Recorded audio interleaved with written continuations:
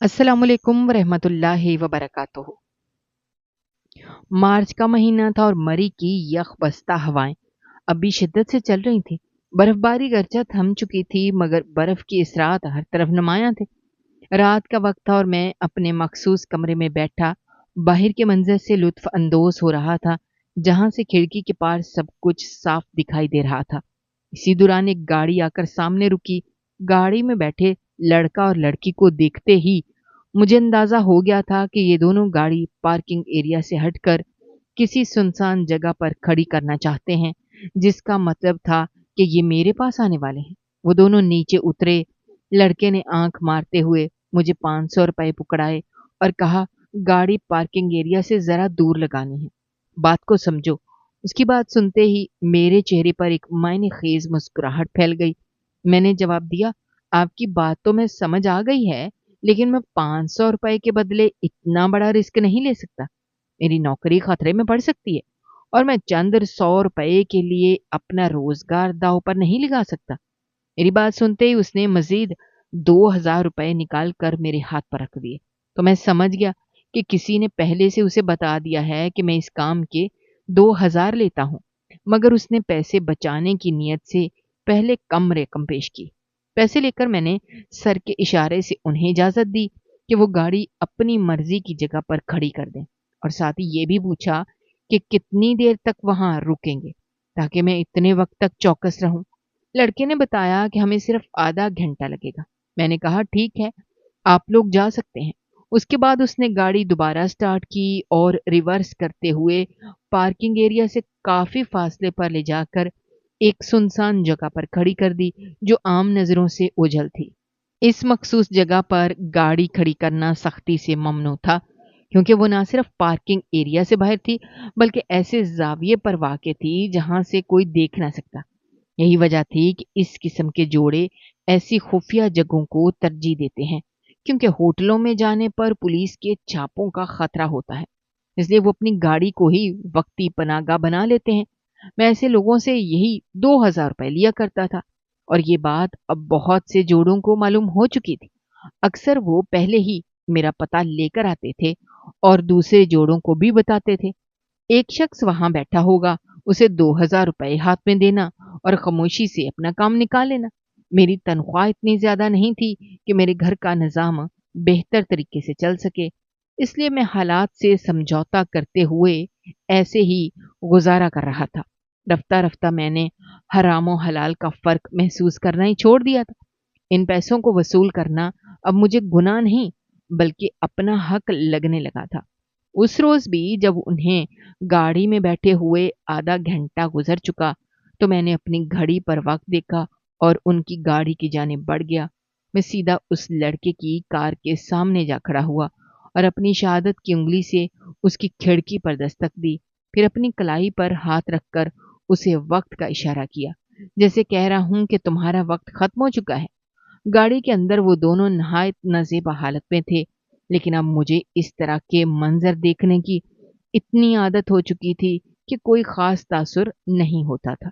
लड़के ने मेरी मौजूदगी पर गुस्से से कहा, तुम्हें इस तरह सामने नहीं आना चाहिए था। और वो लड़की फौरन अपने बरहना कंधे शाल से ढांपने लगी। उसकी बात सुनकर मैं दिल ही दिल में मुस्कुरा दिया, क्योंकि उसे ये मालूम नहीं था कि मैं इन लम्हात को हमेशा कैमरे में महफूज कर लेता हूँ और फारिग औकात में इन्हीं वीडियोस को देखकर लुत्फानंदोज होता हूँ। वो लड़का शायद बाहर निकलकर बात करने के मूड में नहीं था, इसलिए खामोशी से मजीद 2000 रुपए निकाले और मेरी तरफ बढ़ाते हुए हाथ के इशारे से कहा कि मैं यहाँ से चला जाऊं। मैंने पैसे जेब में डाले और खुशी से दिल ही दिल में सोचा, आज मेरी दिहाड़ी 4000 की लग गई। यहाँ अक्सर अमीरजादे अपनी नाम नहाद महबूबाओं के साथ इस सुनसान मुकाम पर ऐसे ही खुफिया मुलाकातों के लिए आते थे। मुझे कुछ दे दिलाकर अपना काम करते और वापस लौट जाते, मगर उन्हें ये मालूम नहीं होता था कि मैं उनके हर लम्हे को सीसीटीवी कैमरे में महफूज कर लेता हूँ। और ये कैमरा मैंने खुद अपनी तनख्वाह से खरीदा था, ताकि वक्त आने पर हर किसी को ब्लैकमेल करने के लिए मेरे पास सबूत मौजूद हो। यहाँ आने वाले अक्सर चेहरे मेरे लिए अजनबी होते थे, लेकिन कुछ ऐसे भी थे جو ہر سال یہاں آتے تھے اور ہر بار ان کے ساتھ کوئی نئی لڑکی ہوتی تھی۔ آج بھی میں اپنے آفس میں بیٹھا تھا جب ایک گاڑی میں ایک انتہائی خوبصورت لڑکی ایک لڑکے کے ساتھ یہاں پہنچی۔ میں نے جب اس لڑکی کے چہرے کو دیکھا تو پل بھر کے لیے مبہوت ہو گیا۔ اس کی خوبصورتی غیر معمولی حد تک دلکش تھی، جبکہ وہ لڑکا معمولی شکل و صورت اور سانولی رنگت کا حامل تھا، جسے دیکھ کر صاف اندازہ ہوتا تھا کہ وہ اپنی دولت کے بل پر اس لڑکی کو یہاں تک لایا ہے۔ میں نے رشک کے عالم میں ان دونوں کو دیکھا، ہمیشہ کی طرح اس بار بھی ان کی ویڈیو ریکارڈ کر لی۔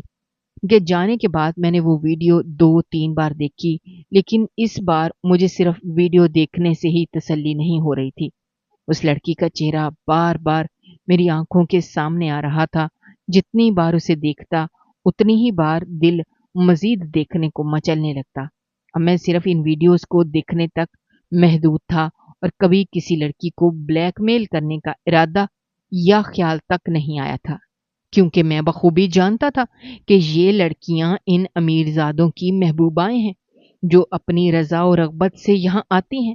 ان کے انداز سے صاف ظاہر ہوتا ہے کہ وہ اپنی مرضی سے یہ سب کر رہی ہیں، لیکن یہ لڑکی اور اس کے چہرے کے تاثرات کچھ اور ہی کہانی سنا رہے تھے۔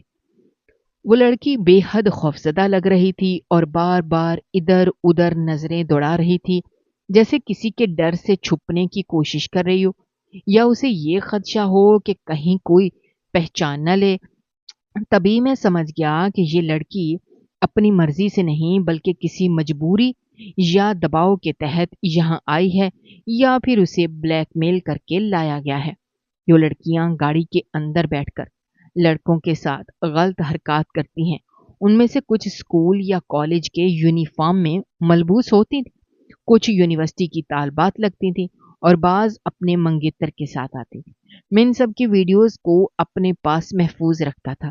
ان ویڈیوز کو سنبھال کر رکھنے کا میرا مقصد نہ تو بلیک میلنگ تھا، نہ ہی ان سے پیسے بٹورنا تھا یا ان کے ساتھ وقت گزارنے کا ارادہ تھا، بلکہ میں صرف ان مناظر کو اپنی ذاتی تسکین کے لیے دیکھتا تھا۔ مجھے یہ سب دیکھنے کی لت لگ چکی تھی، جیسے یہ مناظر میرے لیے کسی نشے کی مانند ہو گئے تھے۔ روز نئے چہروں اور نئے انداز میں یہ سب دیکھنا میری عادت بن چکی تھی، لیکن آج تک کسی لڑکی کے چہرے نے مجھے اندر سے نہیں جھنجھوڑا تھا۔ جب میں نے اس لڑکی کو پہلی بار دیکھا، میرے دل میں ایک عجیب سا اضطراب پیدا ہو گیا۔ میرے دل نے چاہا کہ کاش ایک بار میں بھی اس لڑکی کو حاصل کر سکوں، لیکن مشکل یہ تھی کہ میں اس لڑکی کے بارے میں کچھ بھی نہیں جانتا تھا، نہ اس کا نام، نہ اس کا پتہ اور نہ ہی کوئی اور تفصیل۔ تاہم مجھے معلوم تھا کہ یہ ناممکن نہیں، بس کچھ محنت درکار ہوگی۔ چنانچہ میں نے اپنے ایک قابل اعتماد دوست کو اس کام پر لگا دیا۔ اب جب بھی وہ لڑکی دوبارہ نظر آتی، میں فوراً اپنے دوست کو اس کے پیچھے لگا دیتا اور وہ کچھ ہی دیر میں اس کے بارے میں مکمل تفصیلات اکٹھی کر کے مجھے دے دیتا۔ اب صرف انتظار تھا کہ وہ لڑکی دوبارہ میرے سامنے آئے تاکہ میں موقع کا فائدہ اٹھاتے ہوئے اسے اپنے جال میں پھنسا سکوں۔ میں اکثر آدھی رات تک بستر پر لیٹے لیٹے اس کے بارے میں سوچتا رہتا۔ جیسے ہی آنکھیں بند کرتا تو اس کا نازک سراپا میری نظروں کے سامنے آ جاتا اور میں بے چینی سے کروٹیں بدلتا رہتا، اور پھر چند دن بعد وہی لڑکی دوبارہ اسی لڑکے کے ساتھ وہاں آتی دکھائی دی۔ اسے دیکھ کر میرے چہرے پر ایک اطمینان بھری مسکراہٹ پھیل گئی۔ میں نے فوراً اپنے دوست کو کال کر کے اس کی لوکیشن دے دی۔ اب مجھے یقین ہو چکا تھا کہ شام تک وہ مجھے اس لڑکی کی مکمل تفصیلات دے دے گا، اور ایسا ہی ہوا۔ شام ہونے تک میرے دوست نے اس کا نمبر، ایڈریس اور دیگر تمام معلومات مجھے بھیج دیں۔ دل کی دھڑکن تیز ہو رہی تھی جب میں نے اس کا نمبر ملایا۔ دوسری یا تیسری بیل پر ہی اس نے فون اٹھا لیا۔ اس کی آواز بھی اس کی طرح دلکش تھی۔ جیسے ہی میں نے بات کرنے کی کوشش کی، اس نے فوراً کہہ دیا رانگ نمبر اور فون بند کر دیا۔ میں بار بار کال کرتا رہا، میسیجز کرتا رہا، لیکن اس نے ایک بار بھی جواب نہیں دیا۔ وہ لڑکی بے حد مغرور تھی اور اس پر یہ غرور جچ بھی رہا تھا۔ جتنا میں اس سے بات کرنے کے لیے تڑپ رہا تھا، وہ اتنی ہی بے نیازی کا مظاہرہ کر رہی تھی۔ اب میرا ذہن اسی ایک بات میں الجھ کر رہ گیا کہ آخر میں اسے کیسے بات کرنے پر آمادہ کروں، کیسے اسے اپنے سامنے لاؤں۔ تبھی میرے ذہن میں ایک خیال آیا جو اگرچہ اخلاقی طور پر درست نہیں تھا، اس خیال کو تکمیل تک پہنچانا مشکل ضرور تھا، لیکن اسے عملی جامہ پہنانا ناممکن نہیں تھا۔ یہ سوچ آتے ہی میری آنکھوں میں ایک چمک سی آ گئی۔ میں نے فوراً اس سی سی ٹی وی کیمرے سے نکالا گیا ایک خاص ویڈیو کلپ اس کے ساتھ شیئر کر دیا۔ وہ کلپ جس میں وہ واضح طور پر دکھائی دے رہی تھی، اور جیسا میں نے سوچا تھا بالکل ویسا ہی ہوا۔ اگلے ہی لمحے اس کی جانب سے نہ صرف میسج آیا بلکہ اس نے فوراً کال بھی کر دی۔ اس کی آواز بری طرح کانپ رہی تھی، وہ شدید خوفزدہ محسوس ہو رہی تھی، شاید اس لیے کہ وہ سمجھتی تھی کہ یہ معاملہ کبھی کسی تک نہیں پہنچے گا۔ اور اب جب اس کا راز یوں کھل گیا تھا تو وہ گھبرا گئی تھی۔ وہ بار بار پوچھنے لگی، آپ کون ہیں اور یہ ویڈیو آپ کے پاس کیسے آئی؟ اس کی گھبراہٹ دیکھ کر مجھے اندازہ ہو گیا تھا کہ شکار جال میں پھنسنے کو تیار ہے۔ میں زور زور سے ہنسا اور کہا، یہ سوچنے کی ضرورت نہیں ہے کہ میں کون ہوں۔ یہ سوچو کہ اگر میں نے یہ ویڈیو نیٹ پر ڈال دی یا تمہارے گھر والوں کو بھیج دی تو کیا ہوگا؟ تمہارے اپنے تمہارے ساتھ کیا سلوک کریں گے؟ یہ سن کر وہ بالکل لرز گئی، کہنے لگی یہ سن کر وہ لرز کر رہ گئی اور کہنے لگی، خدا کے لیے ایسا مت کیجیے۔ اگر میرے گھر والوں کو پتہ چل گیا تو وہ مجھے زندہ نہیں چھوڑیں گے۔ آپ بس بتائیں کہ آپ کو کیا چاہیے، جو مانگیں گے میں دینے کو تیار ہوں۔ اس کے لہجے میں خوف نمایاں تھا اور اس کی یہ بات سن کر میرے چہرے پر ایک معنی خیز مسکراہٹ پھیل گئی۔ میں نے اس لڑکی سے کہا، مجھے تم سے ایک بہت خاص چیز چاہیے اور میں تمہیں صرف ملنے پر بتاؤں گا۔ یہ سن کر وہ چونک گئی اور فوراً پوچھنے لگی، کیا مطلب؟ کون سی خاص چیز؟ میں نے اس سے مسکراتے ہوئے کہا، یہ جاننے کے لیے میری اگلی کال کا انتظار کرو، میں تمہیں وقت اور جگہ بتاؤں گا، تم بس وہاں پہنچ جانا۔ پھر میں نے کال بند کر دی، لیکن اب اس کے مسلسل میسیجز آ رہے تھے جن میں وہ میری منتیں کر رہی تھی، ہاتھ جوڑ رہی تھی۔ اس کی روتی آواز نے ایک لمحے کے لیے میرے دل کو بھی جھنجھوڑا، مگر میں نے اپنے ارادوں کو مضبوط رکھا، خود کو یہ سمجھا کر کہ ایک بار میں اپنی بات منوا لوں، مقصد حاصل کر لوں تو سب کچھ ختم کر دوں گا، ویڈیوز ڈیلیٹ کر دوں گا، کیونکہ نہ تو میرا ارادہ انہیں نیٹ پر ڈالنے کا تھا اور نہ ہی اس کے گھر والوں تک پہنچانے کا۔ بس میں اسے صرف اپنی خواہش کی تسکین کے لیے استعمال کرنا چاہتا تھا، اور ان ویڈیوز کی بدولت ہی تو وہ میرے قابو میں آئی تھی۔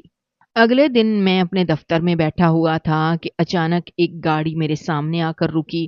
اس میں 5 لڑکے بیٹھے تھے اور انہوں نے گاڑی ایک الگ تھلگ جگہ پر پارک کی۔ یہ دیکھ کر میرے ذہن میں خطرے کی گھنٹی بجی۔ مجھے فوراً اندازہ ہو گیا کہ کچھ نہ کچھ غیر معمولی ہونے والا ہے، ورنہ وہ لوگ یوں تنہائی میں گاڑی کیوں روکتے۔ میں فوراً الرٹ ہو گیا اور آنے والے کسی بھی سنسنی خیز لمحے کے لیے خود کو تیار کر لیا، لیکن جو منظر میں نے اگلے لمحے دیکھا اس نے میری روح تک کو ہلا کر رکھ دیا۔ اس گاڑی میں ان 5 لڑکوں کے ساتھ ایک کم سن بچی بھی تھی جو دیکھنے میں بمشکل 10 سے 12 سال کی لگتی تھی۔ وہ بچی بری طرح سے خوفزدہ تھی، مسلسل رو رہی تھی اور شدید گھبراہٹ کا شکار تھی۔ اس نے اسکول کا یونیفارم پہن رکھا تھا جس سے صاف ظاہر ہو رہا تھا کہ وہ اسکول جا رہی تھی، اور ان لوگوں نے اسے اغوا کر لیا۔ اب میرے پاس وقت نہیں تھا کہ میں دفتر میں بیٹھ کر اس بچی کی بربادی کا تماشا دیکھتا۔ میرا دل دھڑکنے لگا۔ میں فوراً اپنی جگہ سے اٹھا اور گارڈ کو خبردار کرتے ہوئے ساتھ لیا، تیزی سے گاڑی کی طرف بڑھا۔ مجھے دیکھتے ہی وہ لڑکے چونک گئے، جبکہ وہ بچی ان کی گرفت میں مچھلی کی طرح تڑپ رہی تھی۔ میں نے سختی سے لڑکوں کو گاڑی سے باہر نکلنے کا حکم دیا۔ تب تک میرے دونوں گارڈ بھی میرے ساتھ آ چکے تھے۔ وہ لڑکے دیکھنے میں کسی بااثر گھرانے سے تعلق رکھتے تھے اور فوراً مجھے دھمکیاں دینے لگے کہ اگر میں نے یہ بات پولیس تک پہنچائی تو اس کے سنگین نتائج بھگتنے پڑیں گے۔ میں نے ان کی بات تحمل سے سنی اور کہا، یہ ایک پولیس کیس ہے اور اب جو کچھ کہنا ہے وہ پولیس کو جا کر کہنا، وہی تم سے نپٹے گی۔ وہ مسلسل مجھے روکنے اور ڈرانے کی کوشش کر رہے تھے، لیکن میں کسی صورت ان کی باتوں میں آنے کو تیار نہ تھا۔ میں نے فوراً اپنے دوست کو کال کر دی جو انسپیکٹر تھا۔ وہ بغیر کسی تاخیر کے فوراً موقع پر پہنچ گیا، اور جب تک وہ آتا میں اس بچی کو گاڑی سے نکال کر اپنے دفتر میں لے آیا تاکہ وہ کچھ دیر کے لیے خود کو محفوظ محسوس کر سکے۔ وہ لڑکی نہایت معصوم اور بے حد پیاری تھی۔ اس کی سادگی میں ایک ایسی انجانی کشش تھی جو میرے دل کو چھو رہی تھی، اور اس لمحے میری آنکھوں کے سامنے کسی معصوم چہرہ گردش کرنے لگا۔ میں نے چونک کر اپنا سر جھٹکا اور نرمی سے اس سے پوچھا، بیٹا تمہارے پاپا کا کیا نام ہے اور وہ کیا کرتے ہیں؟ یہ سن کر بچی کی آنکھوں میں نمی اتر آئی اور وہ افسردہ لہجے میں بولی، میرے پاپا فوت ہو چکے ہیں۔ یہ سن کر میرے دل میں دکھ کی ایک لہر دوڑ گئی۔ میں نے خود کو سنبھالتے ہوئے اسے دلاسا دیا اور کہا، بیٹا تم فکر نہ کرو، تھوڑی دیر میں تمہیں تمہاری مما کے پاس لے جاؤں گا۔ کیا تمہیں اپنے گھر کا ایڈریس یاد ہے؟ لڑکی نے فوراً اس بات میں سر ہلایا، روانی سے پورا ایڈریس بتا دیا۔ اس کی ذہانت اور سمجھداری نے مجھے متاثر کیا۔ میں بہت دلچسپی سے اس سے چھوٹی چھوٹی باتیں کر رہا تھا کہ اچانک میرا دوست وہاں آ پہنچا۔ اس نے بچی کو دیکھ کر کہا، تم نے بہت اچھا کیا جو بر وقت اسے ان درندوں سے بچا لیا، ورنہ اس بچی کی زندگی برباد ہو سکتی تھی۔ مجھے اس بچی سے دل لگا کر بیٹھا تھا۔ اس کی معصومیت مجھے بے حد اپنی طرف کھینچ رہی تھی اور دل ایک پل کے لیے بھی اس سے جدا ہونے کو تیار نہیں تھا۔ جب میرے دوست نے کہا کہ وہ ایڈریس لے کر بچی کو اس کے گھر چھوڑ آتا ہے کیونکہ اس کے گھر والے پریشان ہو رہے ہوں گے، تو میں نے فوراً کہا، نہیں، میں بھی تمہارے ساتھ چلوں گا۔ بچی نے جو پتہ بتایا تھا ہم اس طرف روانہ ہو گئے۔ جیسے ہی ہم اس پتے پر پہنچے تو دیکھا کہ گھر کے باہر بہت سی عورتیں جمع تھیں جو آپس میں سرگوشیاں کر رہی تھیں۔ دروازہ کھلا تھا۔ جیسے ہی ہم وہاں پہنچے، عورتوں نے بچی کو دیکھتے ہی خوشی سے پکارا، ارے انایا، یہ رہی انایا بیٹی، تم کہاں چلی گئی تھی؟ تمہاری ماں تمہارے لیے کتنا پریشان ہو رہی تھی۔ چاروں طرف سے عورتوں کی آوازیں آنے لگیں۔ ہم سمجھ گئے کہ یہ واقعی انایا کا ہی گھر ہے۔ یہ دیکھ کر ہمیں بھی اطمینان ہوا۔ ہم اندر داخل ہوئے تو وہاں بھی عورتوں کا ہجوم تھا۔ اچانک کسی کے زار و قطار رونے کی آواز سنائی دی۔ ایک عورت کمر موڑے تڑپ رہی تھی۔ وہ پیچھے کی طرف تھی۔ محلے کی کسی عورت نے اسے شاید کوئی سوال کیا تو وہ روتے روتے بولی، میں چھٹی کے وقت انایا کو اسکول لینے گئی تھی، لیکن اسکول والوں نے کہا وہ آج آئی ہی نہیں، حالانکہ میں خود اسے تیار کر کے اسکول چھوڑنے گئی تھی کیونکہ آج مجھے آفس سے دیر ہو رہی تھی، اس لیے میں اسکول کے دروازے سے پہلے ہی اسے چھوڑ کر چلی گئی۔ جب اسکول والوں نے یہ بات بتائی تو میرے ہوش اڑ گئے۔ گھر آئی تو وہ یہاں بھی نہیں تھی۔ ہر جگہ پوچھا، کسی کو کچھ علم نہیں تھا۔ وہ عورت شدت غم سے نڈھال ہو رہی تھی اور اس کی آواز میرے دل کو چیر رہی تھی۔ مجھے وہ آواز بہت جانی پہچانی لگ رہی تھی، جیسے وہ برسوں سے میرے دل میں محفوظ ہو۔ اب میں بے چینی سے اس کا چہرہ دیکھنے کے لیے بے قرار ہو رہا تھا۔ تبھی وہ بچی فوراً آگے بڑھی اور مما کہہ کر اس سے لپٹ گئی۔ وہ دونوں ایک دوسرے سے لپٹ کر بری طرح رو رہی تھیں۔ یہ منظر دیکھ کر میری آنکھیں بھی بھر آئیں۔ ہم دونوں کچھ دیر تک ان کو سنبھلنے کا انتظار کرتے رہے۔ پھر وہ عورت بچی سے پوچھنے لگی، تم کہاں چلی گئی تھی؟ میں نے تمہیں کہاں کہاں نہیں ڈھونڈا، اور تم اسکول کیوں نہیں گئی تھی؟ کتنی بار کہا ہے کہ اکیلے کہیں مت جایا کرو، مگر تم کبھی میری بات سنتی ہی نہیں ہو۔ وہ اسے بار بار چومتی جا رہی تھی اور ایک ہی سانس میں جانے کتنی باتیں کہہ رہی تھی۔ اب اس کے دل کی بے چینی ختم ہو چکی تھی۔ پھر انایا نے ہماری طرف اشارہ کرتے ہوئے کہا، میں ان انکل کے ساتھ تھی، یہ مجھے گھر چھوڑنے آئے ہیں۔ اس عورت نے جب پیچھے مڑ کر مجھے دیکھا تو ایک دم ٹھٹک گئی اور میں بھی اسے دیکھ کر جیسے ساکت ہو گیا۔ ہم دونوں چند لمحوں تک خاموشی سے ایک دوسرے کو تکتے گئے۔ میرے دوست نے جب ہمارے تاثرات دیکھے تو وہ چونک گیا۔ اس نے مجھے کوہنی مار کر پوچھا، یہ کون ہے؟ تمہیں ایسے کیوں دیکھ رہی ہے؟ کیا تم دونوں ایک دوسرے کو جانتے ہو؟ لیکن میں جواب دینے کے قابل ہی نہیں تھا۔ میں خاموشی سے پلٹ کر گھر چلا آیا اور شاہزیب مجھے آوازیں دیتا رہ گیا۔ میں بیسن کے سامنے کھڑا چہرے پر پانی کے چھینٹے مارنے لگا اور جب شیشے میں اپنا چہرہ دیکھا تو اس میں اس کا عکس جھلکنے لگا، کبھی ہنستے ہوئے، کبھی شرارت کرتے ہوئے، کبھی غصے میں۔ میرے اندر جیسے آگ سی لگی ہوئی تھی۔ میں سیدھا کمرے میں آیا اور کئی گلاس پانی چڑھا لیے، مگر میرے دل کی آگ جیسے ٹھنڈی نہیں ہو رہی تھی۔ 3 سال بعد اس سے ملاقات بھی ایسی حالت میں ہوئی۔ میں یہ سوچ کر حیران تھا کہ وہ اتنی بدحال کیوں تھی، اور وہ بچی کون تھی؟ کہیں وہ میری بیٹی تو نہیں؟ اس سوال کا جواب تو صرف وہی دے سکتی تھی۔ تبھی دروازے پر بیل بجی۔ سامنے شاہزیب کھڑا تھا۔ وہ کمرے میں آیا تو میری حالت دیکھ کر گھبرا گیا۔ کہنے لگا، تمہیں کیا ہوا ہے؟ تم اس طرح کیوں رد عمل دے رہے ہو؟ تم وہاں سے بنا کچھ کہے چلے آئے۔ میں تمہیں آواز دیتا رہا مگر تم نے پلٹ کر بھی نہیں دیکھا۔ میں تھکن سے چور بیڈ پر گر گیا۔ اس نے میرے بازو تھام کر مجھے جھنجھوڑا اور کہا، خدا کے لیے مجھے بتاؤ کیا ہوا ہے؟ وہ لڑکی کون تھی؟ اور وہ تمہیں دیکھ کر تمہاری طرح پتھر کی مورت کیوں بن گئی تھی؟ میں نے بمشکل کہا، آج سے 3 سال پہلے میری شادی ملیحہ سے ہوئی تھی۔ ہم دونوں کی پسند کی شادی تھی۔ ہم دونوں ایک دوسرے کے بغیر نہیں رہ سکتے تھے، لیکن نہ جانے کیسے ہمارے درمیان آہستہ آہستہ بدگمانیاں پیدا ہونے لگیں، جنہیں نہ اس نے ختم کرنے کی کوشش کی اور نہ میں نے۔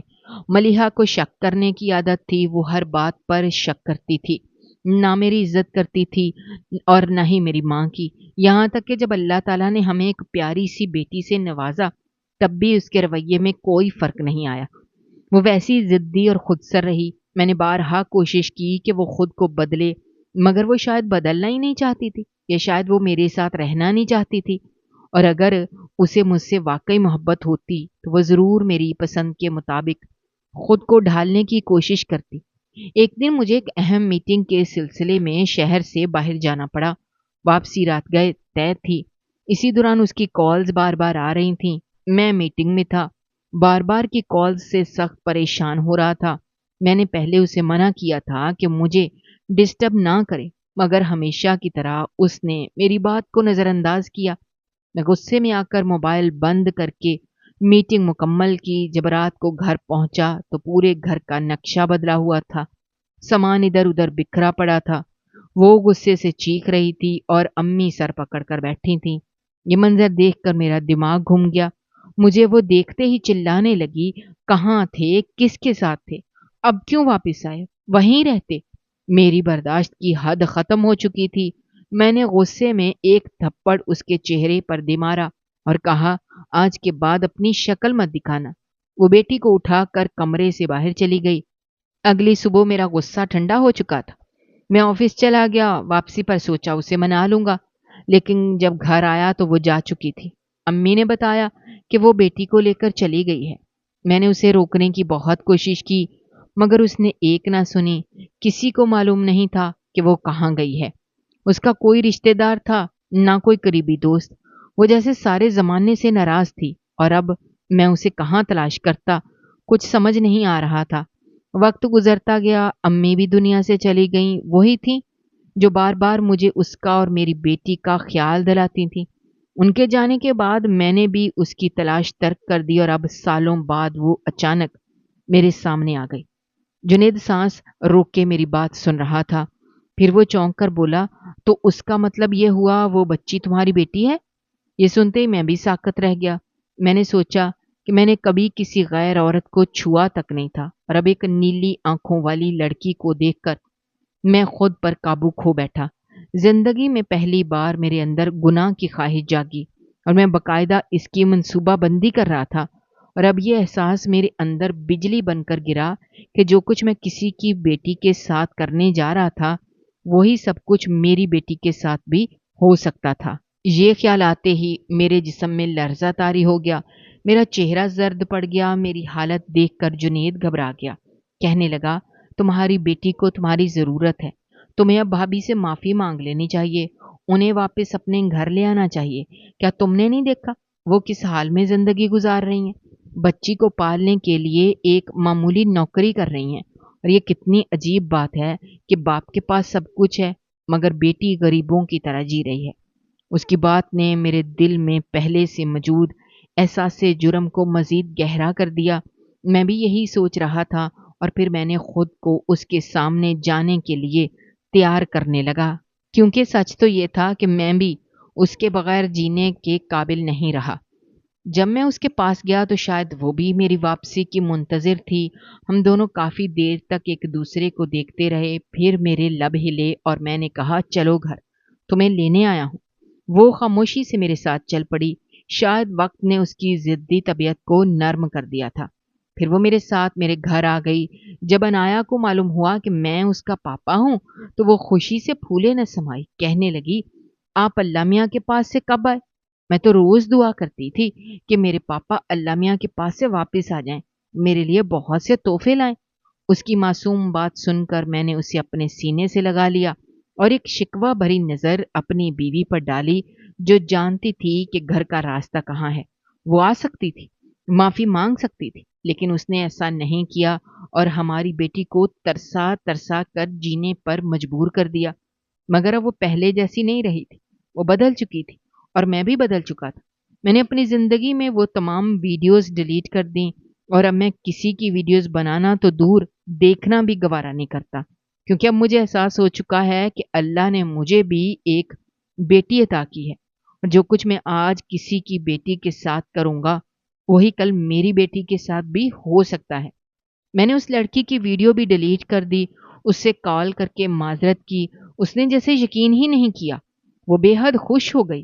फ़ोन बंद करने से पहले मैंने उसे नसीहत की कि कभी भी कोई ऐसा काम मत करना जिससे तुम्हारे बाप का सर शर्म से झुक जाए।